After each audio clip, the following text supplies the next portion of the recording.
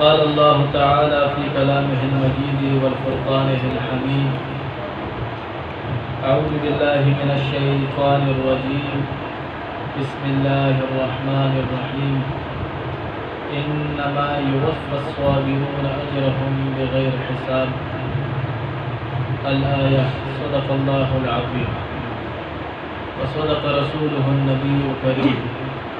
ونحن على ذلك لمن الشاهدين والشاكرين.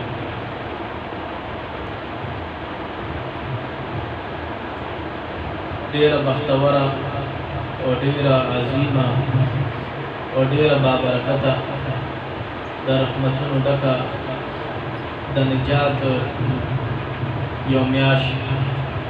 په موږ باندې الله تعالی راوستې ده چې لومړی عشره رحمت ده. الله تعالی دې په دغه عشره کې موږ ټول د رحمت په صادر کې ومغواړي. آمین. دویمه عشره د مغفرت ده. الله دې په دویمه عشره کې موږ ټول د مغفرت په صادر کې ومغواړي. آمین. او دریمه آخري عشره د نجات ده چې نار د جهنم نه پکې نجات ملاویږي. نو هغه عشره کې دی الله تعالی موږ ټول د نار د جهنم نه محفوظ وساتلی. آمین. ما یو آیات کریمه تلاوت کړو چې آی کې الله تعالی فرمایي انما یوفى الصابرون بشکا پورا به ورکړی شي صبر کوونکو ته اجرهم د دوی اجر بغیر حساب بغیر د حساب. صابرین خلق کوم مراد دي؟ عموما علماء کرام د صبر نه مراد روزه اخلي. الله تعالی مختلف عبادتونه په ما تاسو باندې فرض کړی دي. زکات را باندې فرض کړی دی، حج را باندې فرض کړی دی چې د چا استطاعت وي. دارنګه نور عبادات نور را باندې فرض کړی دی. خدای د پاره الله تعالی یو خاص ثواب خدای دی چې دونه 10 درجه ثواب درکم، 10 درجه بدل درکم، 100 درجه بدل درکم. تر او سو پورې چې کوم دی د ثواب مقدار ذکر شوی دی په حدیث مبارک. خو چې کله د صبر خبر راغلی دا نو الله تعالی فرمایلی دی انما یوفى الصابرون بشکا زبا پورا ورکړم صبر کوونکو ته اجرهم اجر د دوی بغیر حساب بغیر د حساب، یعنی به حساب اجر بچکل دی روزه دا ته ورکړي. دا د الله تعالی د شان لایق ده چې د الله تعالی په نيز باندې به حساب سون اجر دی. سونه چې داغه شان دی دونه بچکل دی داغه دا شان مطابق به حساب خبره وي. نو د صبر کوونکو د بارا الله تعالی به حساب اجرونه مقرر کړی دي. لکه بل آیات مبارک کې واستعینوا بالصبر والصلاه د صبر ذکر راغلی دی چې تاسو مدد حاصل کړئ په صبر سره او په مانځ سره. مفسرین کرام د دې آیات مبارک په ضمن کې هم فرمایي چې د دې کې هم د صبر نه مراد روزه ده. څنګه چې انما یوفى الصابرون اجرهم بغیر حساب، هغه نه مراد علماء حق د صبر نه مراد روزه واستدلل. وداسي دې کې هم د صبر نه مراد روزه ده، یعنی چې بچا باندې سو مصیبت رالو، بچا باندې سازمایش رالو، نو هغه د روزي نه مدد واخلي، روزي دې اومني. څنګه چې یو ځل حسنین کریمین مبارکان بیماران شول، حسنین کریمین ډیر زیات بیماران شول، طبيب رالو چې کله دواړه وکتل هغه مبارکانو په حق کې طبيب فرمایي چې د دې ماشومانو بیماری ډیره تیز ده او زه خو ته علاج کوم او تاسو هم څه منښت ومنئ، څه منت ومنئ. हज़रत अली शेर खुदा रदी अल्लाह ताला अन्हु और हज़रत खातून जन्नत फातिमा ज़हरा रदी अल्लाह ताला अन्हा और ददयो गुलाम हुआ फिरवा रदी अल्लाह ताला अन्हा ये द्रे वाणो मुबारकान चिकन द्रे रोजी उमाने ली चिमन बा द्रे रोजी बियल कसमिसु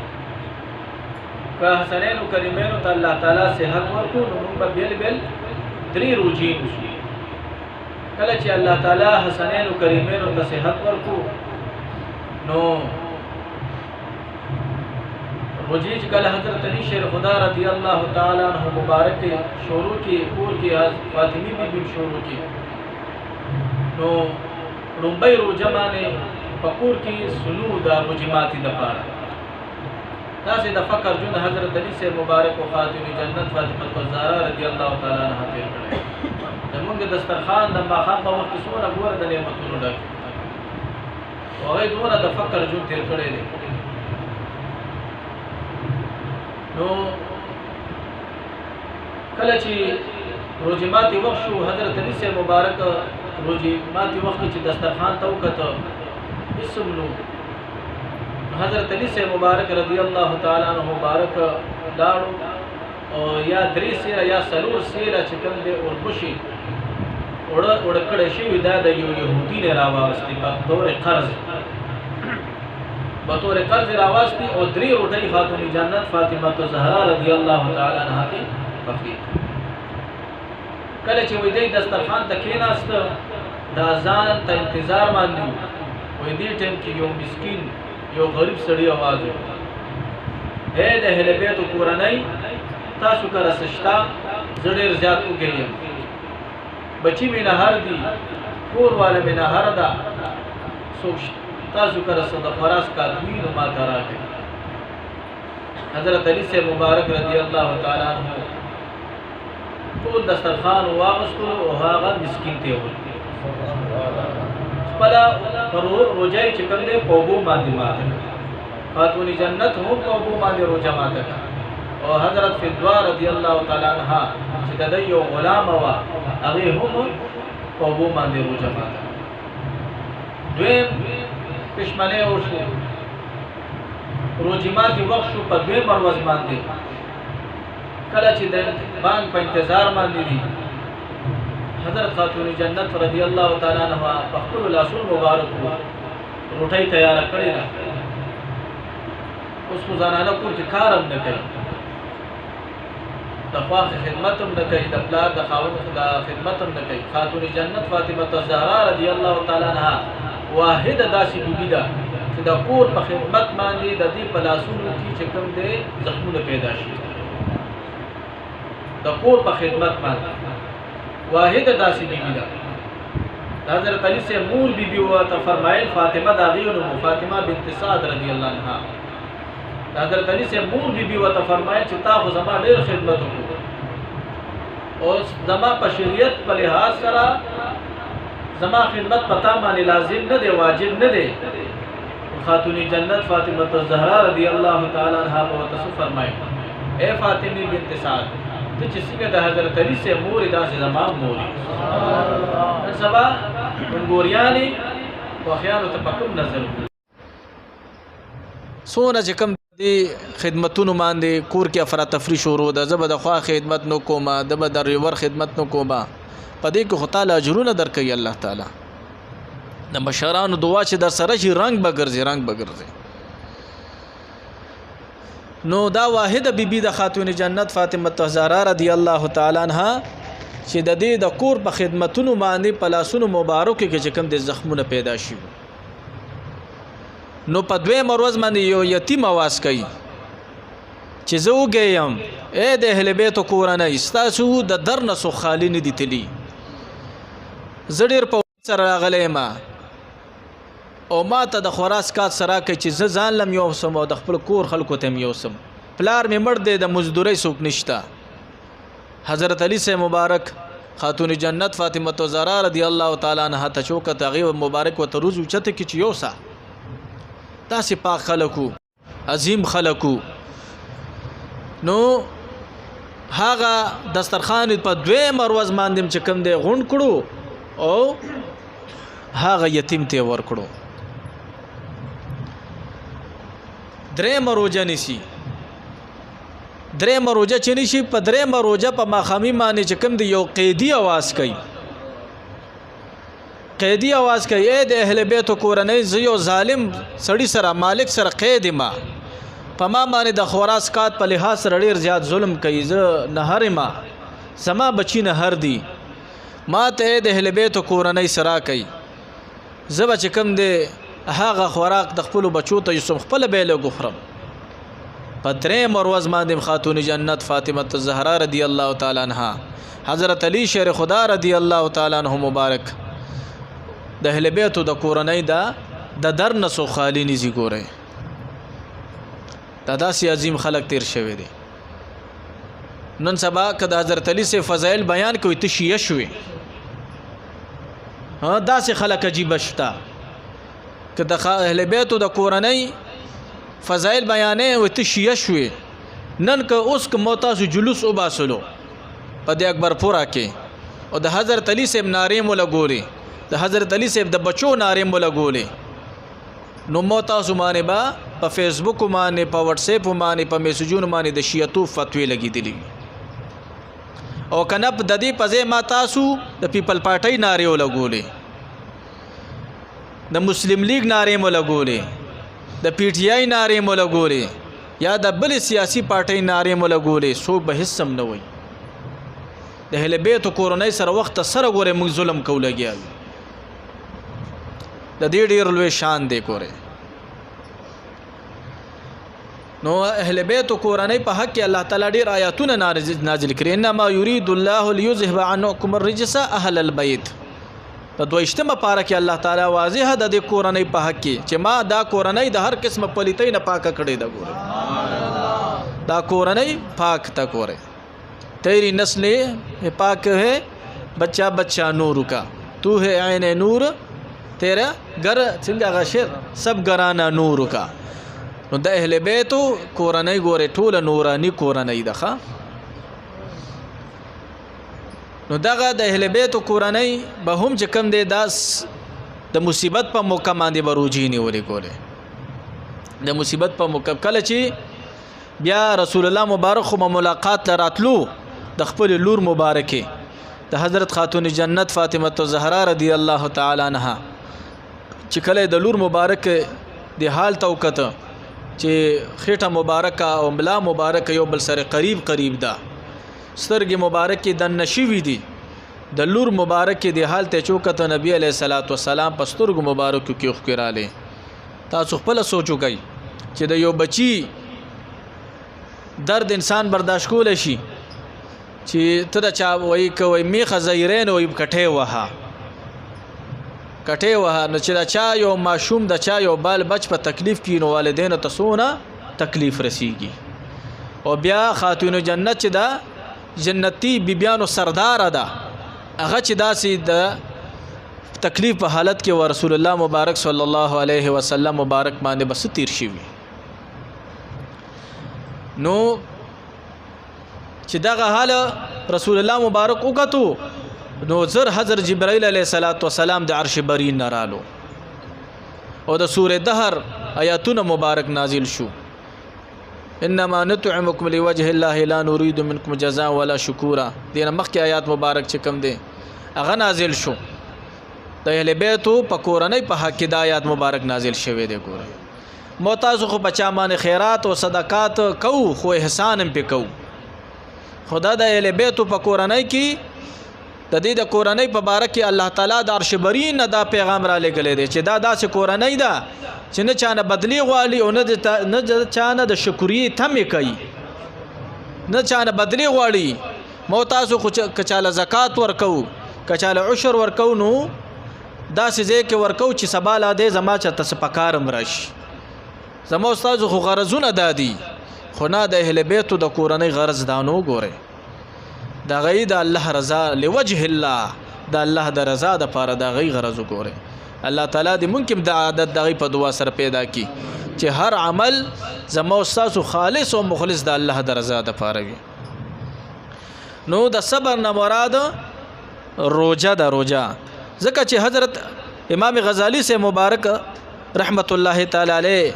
د دې آیات مبارک په ضمن کې هم فرمایلی دي چې دین مراد د صبر نه مراد روزدار دي او د روزدار د پاره الله تعالی بشمار نعمتونه چې کوم دې تیار کړی دي بخلاف د نور عبادتونو نور عبادتونو د پاره بچ کوم دې هم الله تعالی نعمتونه تیار کړی وي خو د روزي په مقابله کې به هغه شان نعمتونه وي نوي څنګه چې روزدار ته الله تعالی ورکوي وي دارنګي په دویم آیات مبارک کې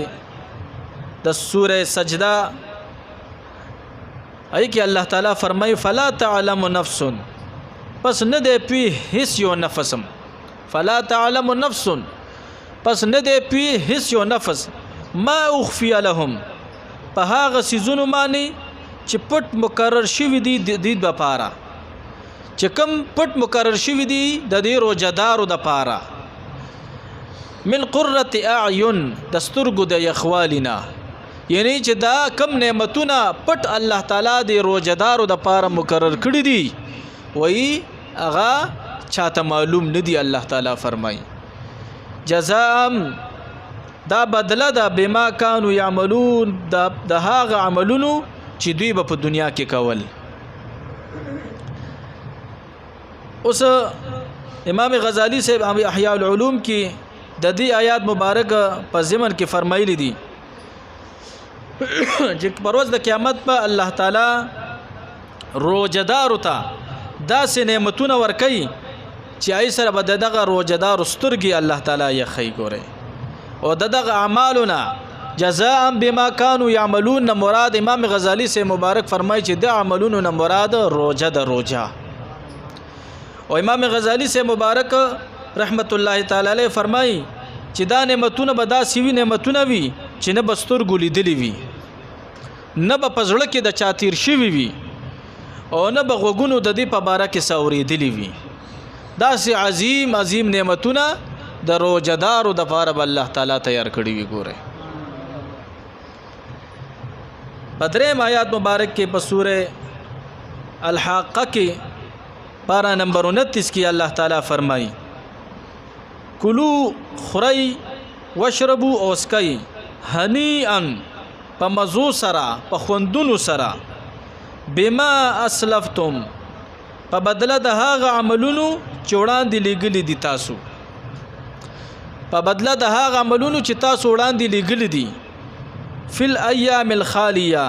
په تیر شو ورځو کې یعنی مخکینی جون کې چې تاسو کوم عملونه کړی دي نیک اعمالم کړی دي دا غي په بدله کې اوس خوري د الله تعالی نعمتونه اوس د الله تعالی دا نعمتونو چې کوم د اسکای وشربو هنیان په مزو سره داسې نعمتونه نه دي په دنیا کې خو چې کوم د موت سو خوراکو کو شربت ډیر اوس کو نو په خېټه راته بو جوړ کی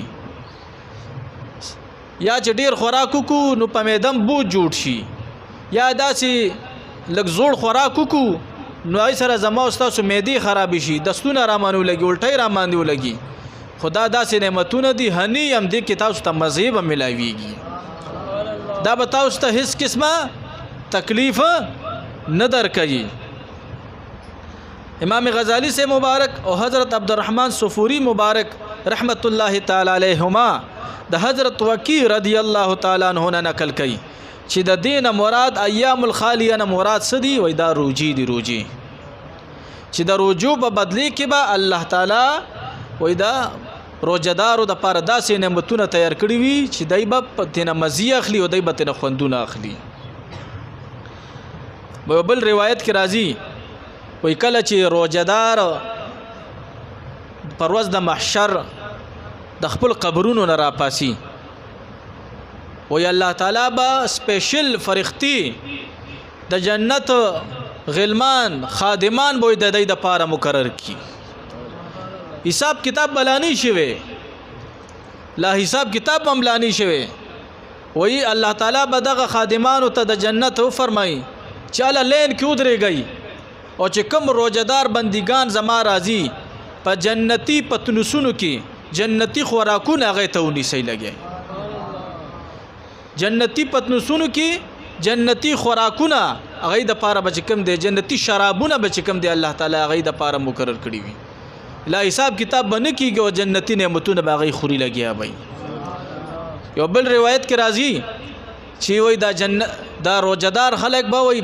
د جنتی دسترخوان ته ناشتي او جنتی نعمتونه بخوري. وای دا بعض خلکو سره چې لا حساب کتاب نه شوي او حساب کتاب په انتظار ماندي وي، وای دای بچي دی روزدار ته وګوري وای حیران بشي. یو بل ته وای چې دای خلکو ته ګوره موږ سره لا حساب نه دی شوی، موږ سره لا کتاب نه دی شوی چې جنت ته بزو که جهنم ته بزو، کامل نامه براته په خلاص ملاویږي په ګس لاس ملاویږي که د شاد اړه خبراته ملاویږي. په پولیس رات په پته نشته چې کامیاب شو که کامیاب بنو شو، پته له د میزان په پته نشته چې څه حال وي. په د حوض کوثر نه به د حضور علیه الصلاۃ والسلام وبراته میلو شو که میلو بنو شي. او دا خلک ګوره د اوس نه لګیا دی جنتی نعمتونه خوري لګیا دی. دا کم خلک به دا به روزدار خلک ګوره. حدیث مبارک کی راضی رسول الله مبارک صلی الله علیه وسلم مبارک فرمای من صام رمضان ایمانا، چاچی روجی ونیسلی د رمضان المبارک د ایمان په حالت کې او احتسابا او دا ثواب په نیت باندې دریاکاری د پاره نه ګوره. نن سبا عملونه ټول دریاکاری شو. امام حسن بصری سے مبارک رحمت الله تعالی علیه به فرمایل وای جز کله وړو کې ما نو خلکو به عمل کول او ریاکاری به کولا، عمل به کول او سبه ور سره ریاکاری موکا. و یوس خو صرف ریاکاری د اړو عمل نشتا. زمونږه روجی د ریاکاری ډک شوې، اختر لباس هم د ریاکاری ډک شو، د غټ اختر د قربانیم د ریاکاری ډک شو. ولې دا ریاکارو کو مخلوق طالب صدر کی مخلوق هاغه رب ته قریب شه، هاغه رب د رضا د پاره چې کم دی او دا هر څوک چې د دې بخو بدلی په دوانه جهان در کی کنه. پر ورځ د محشر خو به دا بیان فرمایي چې دا خو عمل ټول تا د مخلوق د خودنه د پاره کړو، بس دا خلکو درته په دنیا کې سخی ویلي، په دنیا کې درته خلکو عبادت گزار ویلي، په دنیا کې درته خلکو نیک او متقی ویلي. زه تا دې د پاره کړو هغه بدله ته په دنیا کې ملو شو، ما سره د هیڅ څه نشته. بیا به په مخ صفاتی وي. کوشش کوي چې دا هر عمل د الله رضا د پاره لږ عمل کوي، خود خدای د رضا جامه ورته چوي. نو چې څوک دا الله د رضا د پاره روجیونی سي د ثواب په نیت باندې غفر له ما تقدم من ذنبه، رسول الله مبارک فرمایي د مخکینه ټول ګناهونه به معاف کړي شي. ټول ګناهونه به چې کوم دستا معاف کړي. تا چې کله پرچیو شي او ټولې پرچی دي خرابې وي، تا ته پته دی چې ټول لړل تپل مې پکې کړي دي، سوالونه مې پکې بریخې دي، غلط کړي مې دي ټول، او تا تخپل استاد و چې ټول سوالونه مې درته ټیک کو 100% مې دل نمبر درکې، پتا به هغه ټیم کې څه حالي او خوشاله نه په جامو کې نه ځایږي. او چې پروز د محشر د دغه روجو په مقابله کې د روجو په بدله کې الله تعالی ستا ټول عملونه چې کوم بد اعمال کړو مونږ ټول هغه ټول په نیکۍ باندې بدل کړی وي، نو په هغه ورځ به زموږ تاسو د خوشحالۍ نه سهالي.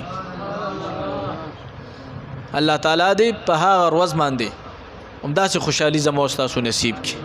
د جنت یو خپل خوشحالي د مالی دلې د ګوره الله دې تاسو ته مخی یو ځل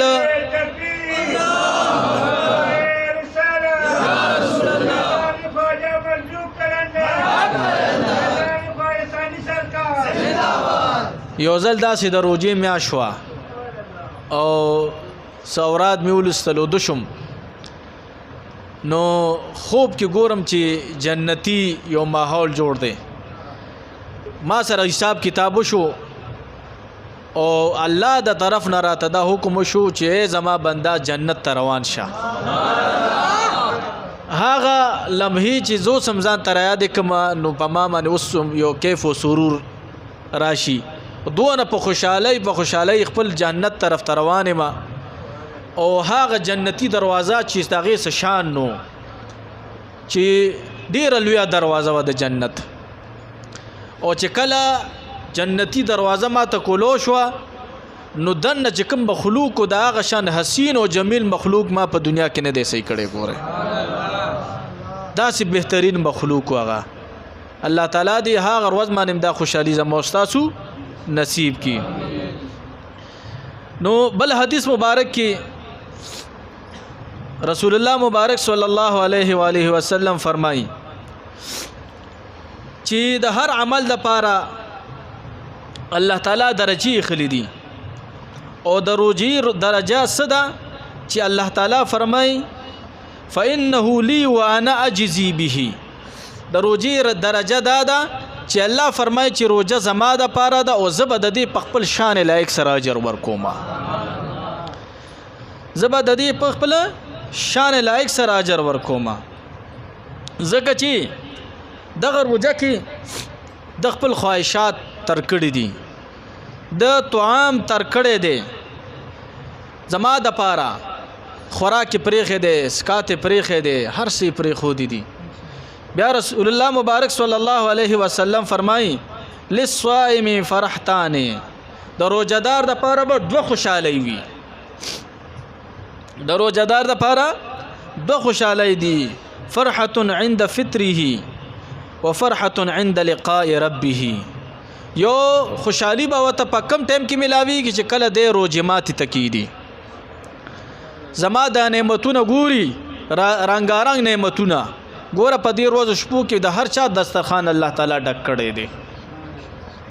د هر چا دسترخوان دا د همدردۍ میاشته مال بکار دي تاسو لم بکار دي چې په دغه ورځ شپو کې خپل محله کې چې سیز روړو نو لغونتي تقسیمو وي ځکه چې دې سره تاسو ته او ما ته ډېر خیر ملاويږي. او چا چې ما یو سیز روړو او یو کس په روزه ماته کا نو داغه د روزي چې څونه ثواب دی هغه ثواب الله تعالی زما په منلامه کې هم لیکي. ګوره زما د روزي هو به هم ثواب کی دا سه شوا چې مان دو روزيونه ولې کدرې کسانو باندې ما روزه ماته وکړو نو با دا سه شوا چې مان درې روزيونه ولې یو مخبل شوا بلکې سلور میونه ولې درې ور سره غشوي. نو سونه چې په ډیرو کسانو باندې تاسو روزه ماته وکړو نو دونه بچ کم د تاسو الله تعالی د یو روزي سیوي اجر الله تعالی درکړي. او د روزي اجر څه دی؟ حدیث مبارک کې راځي چې د یو روزي اجر داسې دی چې د یو تیز اسمان دی د جهنم نه او یا کال لری لاړ شي او یا کال د جهنم نه په تیز اسمان دی مزلو کې د جهنم نه چې سونه دی لری شو نو د یو روزي په مقابله کې دیونه چې کوم دی الله تعالی د جهنم نه لری کی وایي دا ویاو کالو په مزل باندې د جهنم نه لری شو. او بل حدیث مبارک کې راځي چې د روزدارو د روزي ماتي په وخت کې الله تعالی شپېته زره ګناګارانو ته الله تعالی بخنه کوي. شپېته زره چې هغه د پاره جهنم واجب شوی وي تاسو 30 یا 29 حسابو کوي چې روزانه شپېته زره ګناګارانو ته الله تعالی بخنه کوي. تقریبا چې دا ډیر سونه لکه به جوړیږي. او بیا په دې روزه کې چې سونه بخلې شوی دي انسانان مسلمانان ګناګاران وای د اختر پر ورځ د هغه تعداد مطابق دوباره چې کوم دي ګناګارانو ته الله بخنه کوي. ډیر بهترین میاشت ګوره ډیر عظیم میاشت ډیر موږ خوش قسمت یو په قسمت ته نازو کو چنن پتا سو باندې پما باندې الله تعالی دا بهترین میاشت راوسته دا ګوره. نو د روزدار د پاره دوه خوشالۍ دي چې یو کله د زما د نعمتونو وګوري او دا نعمتونه چې کله زما اخري دي د یو طاقت راشي دته یو خوشحالي ملو شي. شربت چې کله دی اوس کی یا نور پکوړی اخري یا کیک اخري یا چې کم دی نور صدا سي سيزونه اخري او دی کې د سره زما د نعمتونو سره د په وجود کې یو طاقت راشي دته خوشحالي ملو شي. او بل خوشحالي ورته کله ملاويږي دویمه د چې کله په جنت کې زما دیدار کوي د چې کله زما جنت کې دیدار کوي. ګوره سوکای بابا جی سے مبارک رحمت الله تعالی علیہ چې زموږ د نقشبندی سلسله مرشد دی دې مبارک فرمایل با چې چا د الله تعالی دیدار کوی دی به د جنت نعمتونو ته داسې مخ وانړی وي د الله تعالی دیدار داسې خوږ دیدار دی ګوره د الله د جنت نعمتونو کې اوچت نعمت څه شی دی د الله تعالی دیدار دی ګوره وای چې کله دا جنتیان د الله تعالی دیدار وکي او د خپل بیبیانو تراش بیبیان به په بل ورځ باندې دیدار کوي وای دا بیبیان به فرمای چې نن خو دې مخ کې رڼا نورم زیاته شوې ده دا څه وجه ده وای دی به ته فرمای چې نن هم د خپل رب دیدار کړی دی ځکه دا نورانیت چې کوم دی زمونږ په مخ کې زیات شوی دی الله تعالی دې دغه لمحه زمونږ په دې دنیا کې نصیب کړي په د الله تعالی دیدار ګور زمونږ سه مبارک به فرمایل ساجبا دی اولیاء الله شان ور کړی دی وای ته نرشه الله تعالی ودا ته په دې دنیا مزانو خي خو ته خو نرشه کنه نو الله تعالی دې دغه دای په دعا سره زمونږ دغه سعادت نصیب کړي لکه چې د الله تعالی دیدار محال نه دی په دې دنیا کې علما کرام فرمایي چې محال دی نشي کېده خدای امام حنبل صاحب زندگی وګورئ هغه فرمایي چې ما 99 پیری د الله تعالی دیدار کړی دی 99 پیری او بیا چې کله 99 پیری مې د الله تعالی دیدار وکړو نو وی پړ کې مې سوچ کو چې په سلامه پیرا کم یا الله تعالی اولیدو نو تاسو پته نه کوم چې یا الله ته پس ډیر خوشالهږي چې هغه عمل کوما وی په سلامه پیرا مې د الله تعالی دیدار وکړو وی چې په سلامه پیرا مې د الله تعالی دیدار وکړو ته مې فرمایا یا الله ته پس باندې ډیر خوشالهږي وی الله تعالی راته فرمایي د قران په تلاوت ډیر خوشالهږي وی ما تو فرمایل یا الله که یو بنده په پیږي او کنه پیږي وی الله را تو فرمایل که په معنی سو پیږي او کنه پیږي د دې تلاوت چې سو کوي ز په ډیر خوشاله ګم علما کرام فرمایي که چا د شپې تلاوت کو او په سبا قسم خوړو چې ما بیګا الله تعالی سره خبرې کړې دی وی دې په دې هانس کیږي نه وی د قسم په زه دی ځکه چې دا د رب خبرې دی وی دا د رب خبرې دی نو د الله تعالی ملاقات په چکم دی ورته حاصلېږي ولخولف فم الصائم اطيب عند الله من الريح المسك وای د روزدار د خلی چې دا کم بوی راځي د معدې نه بر راخیږي وای دا چې کم دی د مشک نه هم الله تعالی ته زیات محبوب دی بیا رسول الله مبارک فرمایي والصيام جنہ اور روزه دا صدا دا ډال دی ډال امام ابن عینہ رحمت الله تعالی علیہ فرمایي کله چې روزدار پروز د محشر راضی ویدنه د حقداران خپل حق واخلي کدی روزدار نه غیبت شوی وي نو سوکتنا منزونه واخلي چې تا زما غیبت کړي دي کدی روزدار چا د مال وهلې وي نو سوکتنا حج واخلي چې تا زما مال خوړلې په دنیا کې کدی روزدار د چا سره ظلم کړي وي نو خلک تن خپل حق واخلي زکات ته نه واخلي دا سه هر حقدار چې کم دی خپل حقونه ته نه واخلي وای د ټول نیکی به ختم شي وای د حقداران بلا پاتې وي چې د خپل حق واخلي خو د سره په عمل کې صرف یو روزه پاتې شي وي وای کله چې د حقداران دنه روزه غستل غواړي نو الله د طرف نه ورته आवाज وشي چې نه روزه زما ده روزه زما ده دا نه تاسو نشي غستلې وای الله تعالی په خپل شان لایق سره د ټولو حقدارانو تخپل حقونه د دنه ورکی سبحان الله و دې به جنت ته دغه روزه په مقابله کې داخل کی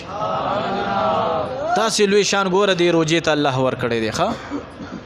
الله تعالی دې زموږ د ټولو نصیب کی نو د روزدار د خلینه چې کوم دوی راځي دا چې کوم دی هم الله تعالی ته د مشک او د عنبر او زیات محبوب دی ګوره د دې مطلب څه دی علما کرام فرمایي چې کله ورځ د محشر شي روزدار د میدان ته د محشر راځي وای د دې د خلینه به د مشک او د عنبر او بهترین خوشبوئی زی و د دې مطلب خدا دی یو بل دریم مطلب دا دی چې دا د محبت یو انداز دی و څنګه چې یو عاشق خپل معشوقي سره مینه کوي او دغه هر ادا په خوږه لګي دغه هر اندام ورته ډیر زیات محبوب وي تر دې چې دغه د خلینه کبوی راځي هغه ورته ډیر زیات محبوب وي وای بلا تمثيل و تشبیه داسې د الله تعالی ته چې کوم دی د روزدار د خلینه چې کوم دوی راځي هغه الله تعالی ته ډیر زیات محبوب دی وای دا د بنده سره د الله تعالی د محبت یو خپل انداز دی ګوره دا د دې بنده سره د الله تعالی د خپل مینې او د محبت یو انداز دی ګوره او بل حدیث مبارک کې راځي الصيام جنہ روزه دا ډال دی ډال څنګه چې په میدان جهاد کې یو مجاهد ډال استعمالوي دا تبخې وي داسې ګول دا ډال د لاس ته د مجاهدینو اچولې وي او د مخالف د اړخه چې کوم گزار باغې معنی د توري کېږي دغه شي کېږي نو هغه پیرا گزارای دغه مخنیوي پی کوي نو دی حدیث مبارک کې رسول الله مبارک ولی دی روزي ته ډال ویلي دي ځکه چې د روزي په ذریعه سره د انسان د شیطان د شر نه محفوظي او د اور د جهنم نه په محفوظ وي د اور د جهنم نه په محفوظ وي ځکه چې کوم دی روزي ته ډال ویلې شوی دی او روزه به ګور شفاعت هم کوي ښا د روزي شفاعت هم شته حدیث مبارک کی راضی حضرت عبداللہ ابن عمر رضی اللہ تعالی عنہ فرمائیں الصیام والقرآن یشفعان للعبد چې روزه او قرآن با شفاعت کوي د بنده د پاره د الله دربار ته بزی یقول الصائم روزه با الله تعالی دربار کې تا د پاره سفارش کوي اے ربی اے زما ربا انی منعته الطعام والشهوات بالنهار اے ربا تا ته پته نشتا چې ما دې د طعام نه منع کړو د شهواتو نه مې منع کړو د ورځې به چې کوم دی د خوراس کات نو کولو جما بینو کول خپل خواهشات پرې خو دیو فشفعنی فيه پس زما دا شفارش کوم دی د دې بنده په حق یا الله قبول کا روزه بدا سے فرمای یقول القرآن دا قرآن برازی فرمای به ورته دا قرآن منعته النوم باللیل یا الله ما دې منع کړو د خوب نه تراو کې به زورې دما خوب به ول جټي ورکولې په تراو کې به کاشف ملنګور د قرآن سفارش ته خو چې مال خوب راځي ز تراو ته نو درېګم خدا پر ورځ د محشر به دغه تراوی د تعالی د بخنه ذریعہ جوړیږي دغه د قرآن سفارش په تعالی لپاره جوړیږي نو قرآن بس سفارش کوي چې باللیل پشپا کې به زورې دما فشفعنی فيه زما دا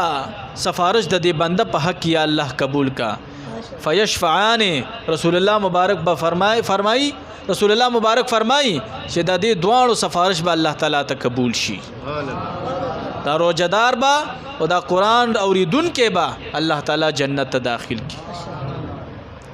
مونږ به ان شاء الله په سفارش جنت ته زوګره په خپل عمل باندې نه نازي ګډیر ګوره او د جنت یو دروازه ده چې باب الریان ورته ویل کیږي وای په دې دروازه به صرف روزدار جنت ته داخليږي کله د روزدار تعداد ختم شي وای دا دروازه به بیا همیشه در همیشه بند شي او رسول الله مبارک فرمایي چې کله دای په دې دروازه باندې جنت ته داخليږي وای دای باندې مداسه د الله تعالی د مين شراب سکل کیږي چې دای به هیڅ چریم بیا تګی نشي تاسو شراب بچ کم دي الله تعالی په دای باندې سکي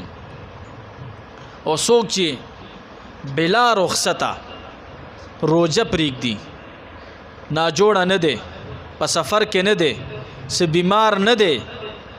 شرعي عذر ورته نشتا او د روزه وننسي د روزه وننسي او د دې رمضان مبارک نه بعد رسول الله مبارک فرمایي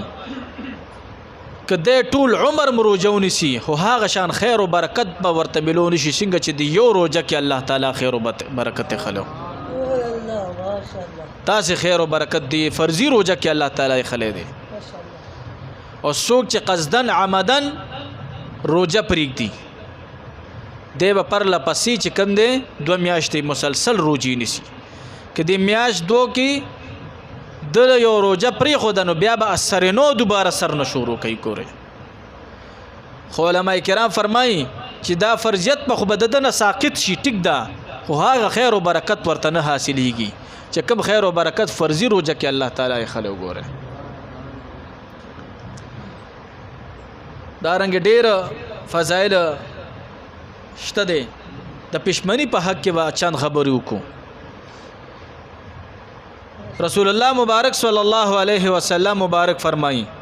تسحروا فإن السحور برکة اے زما امتیانو تاسو پښمنۍ کوئ ځکه چې پښمنۍ کې الله تعالی برکت خولې دی پښمنۍ کې الله تعالی برکت خولې دی کله چې وي د پښمنۍ نه علما کرام فرمایي چې کله د پښمنۍ له دا روجدار وي د بسترې نه راپاسي وي دا بستره وته فرمایي قم بارک الله ورحمتک پاسا الله تعالی دې تعالی برکت درکړي الله تعالی دې تعالی رحمت درکړي و چې کله د دې بسترې نه راپاسي وي دې کله دا پیزار اچي وي دا پیزار ورته دعا کوي چې الله تعالی دې د پل په صراط باندې د بجلی په شان تیر کا وای کله چې دغه روجدار که جامې بدلی وای دا جامې ورته روجدار ته دعا کوي چې الله تعالی غتا ته جنتی لباس تر زره واچولې کا وګوره رسول الله مبارک فرمایي چې په سمندرونو کې ورته کبانم دعاګانې کوي په کوم ځمکه چې د عبادت ته ولاړی پر کور کې ولاړ دی او که په جمعات کې ولاړ دی تهجد ته ولاړ دی وای دا غزمکه معنی چې دا کم د قدمونه خلی دي وای دا د لپاره اللهم وسع قبره وای د لپاره دعا کې چې الله دا کم شخص چې په ما باندې عبادت کوي د قبر یا الله وسیع کی د قبر روخانه کی او د قبر د جنت د باغشونو عظیمه باغشه وګرځي شونه بهترینه میاشتا سونه عظیمه میاشتا اور رسول الله مبارک صلی الله علیه وسلم مبارک فرمایي ان الله وملائکته یصلون علی المتسحرین بشک الله تعالی او داغه فرشتي په پښمنی کوونکو باندې خپل رحمتونه را لېږي پښمنی کې یو احتیاط کوي ګوره پښمنی له چکاله را پاسي نو د اذان نه 10 منټه مخکې یا 15 منټه مخکې خوراسکات بندوي ګوره نن سبا خو اسانه خبرې دی نقشې شته دی نقشې نه یو فوټ سټیټ هو با سکور کې ځان ته لګوا یا موبایلو کې ځان سره وساتئ نو هغه نقشې مطابق که 15 نن سبا تقریبا چې 15 منټه کم 3 بجې اذان کیږي تس پښمنی بعض نه په خلک د اذان په دوران کې چې کوم د وبس کی اذان په دوران کې مخوراک کوي وای دا خوې دا روجه خلا شروع شوی نه ده هغه په ذهن کې دادی چې کله مون کو نو د روجه شروع شي نه دغه اذان دا طلوع فجر علامت ته د صبح صادق علامت ته ګوره کله اذان شروع شو بس روجه شروع شو علما کرام فرمایي که دا اذان پتا باندې شروع شو تا خوراک کولو او په خوله کې د نوړی و هغه نوړی بمبار کې د خلینا هغه به تیرې نه ګوره که اذان شروع شو تا وبس کلی او په خوله کې د ګټو هغه ګټ به واپس توی کې دوباره به تیرې نه ګوره هغه ځکه چې اذان شروع شو دا یو ډیر غلط سوچ دی چې د اذان په دوران کې بعض ناپوه خلک خوراک اسکات کوي دا د صبح صادق علامت ته د طلوع فجر علامت ته او دا د مانزه د پاره ویل کیږي د وخت نه مخکې که اذان یو شي یو جمعات کې نو بیا به دوباره د اعاده کیږي دغه دوباره اعاده کیږي ځکه چې د وخت نه مخکې وشو اذان هغه ټیم کې کیږي چې کله د مونږ وخت داخل شي ګوره نو دې کې به خیال کوئ ګوره رسول الله مبارک صلی الله علیه وسلم فرمایل با چې زمونږ او د اهل کتابو یا د يهودو د نصاراو پر روزو کې څه فرق دی چې مونږه پښمنه کوو هغه پښمنه نه کوي ګوره که څوک پښمنه نه کوي د ناراستۍ په وجه نو دی ګوره د يهودو نصاراو په طریقه روزه نیسي ښه دا خبره یاد ساتئ ګوره ځکه چې رسول الله مبارک فرمایي چې زمونږه او د يهودو د نصاراو پر روزو کې څه فرق دی پښمنه او اول زمان کې اول په زمانہ کې روزه کې چې کله شروع شو په 2 هجری کې فرض شو نو پښمنه نو څنګه بچي ماخامي ټیم کې صحابه کرام او جماعت یو کو او ماسوتن با هغه آرام د پاره او دشول نو بس د غیر روزه به وسره شروع شو د غیر روزه به وسره شروع شو څنګه بچي هغه ودشول د غیر روزه مشورو شو مو تاسو خو ودشو نو روزه خو لازمږه شروع شوی نوی بیا پښمنی دوباره را پاسو خوراس کاتو کو دا پښمنه څنګه راغله دي دا یو صحابیو حرمه بن قیس رضی الله تعالی عنہ د مزدورکار صحابیو د بټول ورځ مزدوری کوله د یو ورځ په روزه کې تر جماعت په وخت کې رالو ډیر زیات ستړیو بیبي ته فرمایل چې خور کې د خوراس کات سشتا نو بیبي وته فرمایل چې خاوند ما خوستا انتظار کولو خاوند ورته ویلي تاسو نه کې بیبيان وي چې خاوند ته په انتظار وي نو دغه صحابي بازار تلاړو اوړې روړ یا د هغه وخت چې سونه د ضرورت سامان او غیر روړو او بیبي ته کې خودلو دې دوران کې چې کم دې او دشو د خوراس کات په انتظار باندې او دشو چې او دشو بیبي چې وکتل بیبي هاي کړه چې هو زما د خاون خو دوباره بل روزه شروع شو ځکه چې هغه وخت کې طریقه داسې و کدا ته به دوباره او دشوي د ماخامینه بعد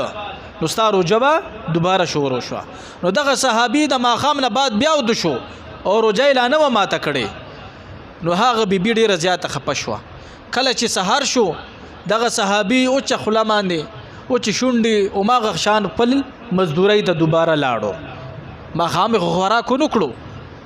چې ماخام خوراک نکړو مزدوري کوله چې کله نیم ورځ پیراله دغه صحابي چې کم دی د کمزوري په وجه باندې بهوش را پریوتو چې بهوش پر پریوتو دغه صحابي کوړه نور صحابه کرام وروړو خدا خبر چې کله رسول الله مبارک صلی الله علیه وسلم مبارک تر ورسېدو نو رسول الله مبارک صلی الله علیه وسلم ته د عرش برین نه پیغام رالو چې تاسو پښمنی د پاره اوس پاسي د پښمنی د پاره را پاسي نو پښمنه د دې صحابي د برکت غوړې راغلي دي د حضرت ابن قیس رضی الله تعالی عنہ د برکت په خوا به داسې روزه نه وګوره او رسول الله مبارک صلی الله علیه وسلم مبارک فرمای کله چې تاسو پښمنه وکړئ بیا د روزي نیت کوئ وبصوم غد نویتو من شهر رمضان رمضان بنوایي ښه کو پښتو کې رمضان لفظ استعمال خیر دی خو د دوات په ځای په عربی ژبه کې زواد مو وایي ګوره دا خبره یاد ساتئ بعضی زمونږ د مرګرم یو صحابي چې نو مخلي رضی الله تعالی عنہ نه رضی الله تعالی عنہ دا خبره یاد ساتئ نو وبصوم غد نویت من شهر رمضان دا سنت پکوي دارنګ د افطاری په موقع باندې کله چې روزه ماته کوي رسول الله مبارک صلی الله علیه وسلم په کوم اشیاء روزه ماته کړي دي اول رسول الله مبارک پتر کجور باندې لوندې کجوري نیوي نن سبا چې څنګه خورو مونږه په دې به روزه ماته کولو کدا کجوري بنوي نو بیا به خشک کجور باندې روزه ماته کولو او کو خشک کجوري باندې خشک کجوري بنوي نو بیا به په بو باندې روزه ماته کولو او دارنګه که هر چا په سمانه روزه ماته کو سګنا پی نشتا کچا په مالګه روزه ماته کو کچا په روټي باندې روزه ماته کو خو بعضي بدبخت خلک دا شته چې مغه سره په نسوارو روزه ماته کوي ګوره وای په سر هم درد دی څوک وای داسې بدبخته خلک شته ټول ورځ نهره تیره کی او ماښامې په نسوارو تیر کی داسې هم خلک شته ښه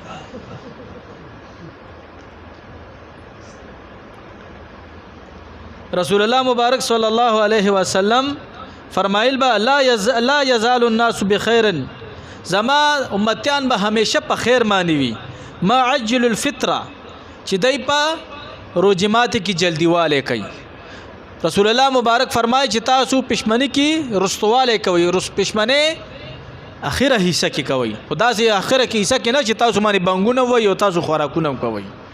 نه داسې پښمنه کوي چې وخت اورېدلې نه وي او رسول الله مبارک فرمای چې تاسو په افطارای کې جلدیواله کوي تاسو به همیشه په خیر مانی خود دې مطلب دا نه دی چې تاسو په افطارای کې دونه جلدیواله کوي چې بانک لانی مګنټه وي او تاسو به شروع شي ماشاءالله نه اسمان څه خبر کوم نو خبره باندې ځان پیوي بیا سبحان الله ماشاءالله کوي زمونږ د سنیان بس ماشاءالله په خبره ځان پیوي دا څه خبره وی چې د استغفر الله وي نو روجمات کی جلدی پکار دا خو جلدی دا سه پکار دا چې کله اذان وشي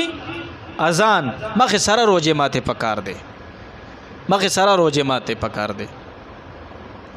ځکه چې رسول الله مبارک فرمای ولم ينتظر بفطرهم نجوم تاسو دستور دراختو چې کوم د انتظار مکوي کله د ماخامه وخت داخل شو مخه سره چې کوم د روجمات کوي اور رسول الله مبارک صلی الله علیه وسلم فرمای لا یزال الدین ظاهرا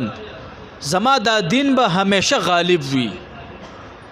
تر هغه وخت پورې اما عجل الناس الفطره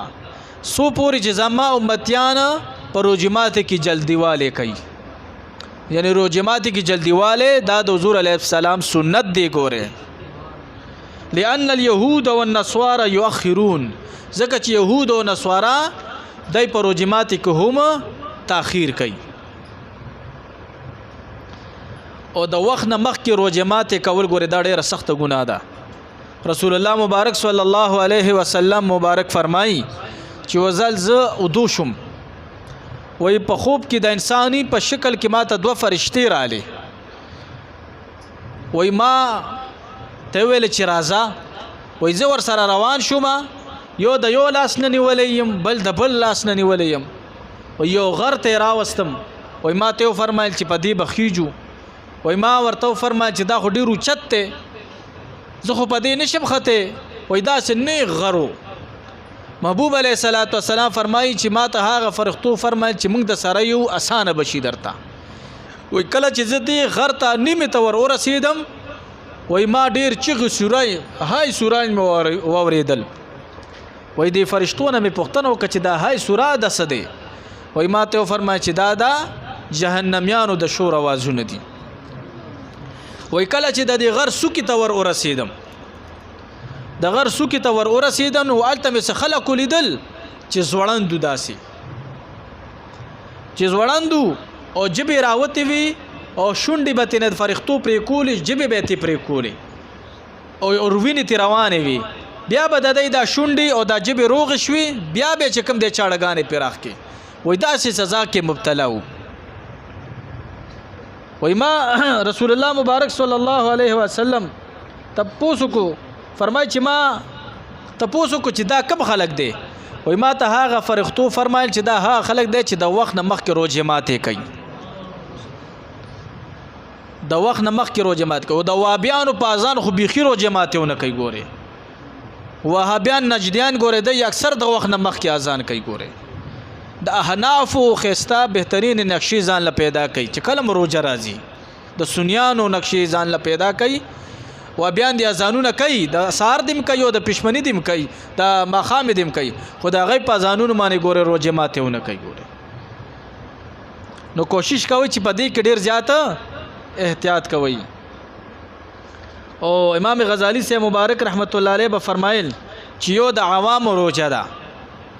د عوامو روزه څه ده؟ صرف د خراسکات نه ځان بند کی او د شرمګاه یعنی د جما نه چې کوم د ځان محفوظ وساتي، دا د عوامو روزه ده. او د خواصو روزه څه ده؟ چې خراسکات نه جما نه ځان محفوظ ساتي او د بدن د ټولو اندامو حفاظت کوي، د سترګو حفاظت هم کوي، سترګې غلط ځایونو کې نه استعمالوي، د خولې حفاظت کوي، غیبتونه پې نه کوي، لاسونه هم چې کوم دی ښځې کې استعمالوي، خلاف شرع کار پې نه کوي، د خېټې خوراک هم پاک روړي خپل کور ته، حرام او شیزونو باندې روژه ماتې نه کوي،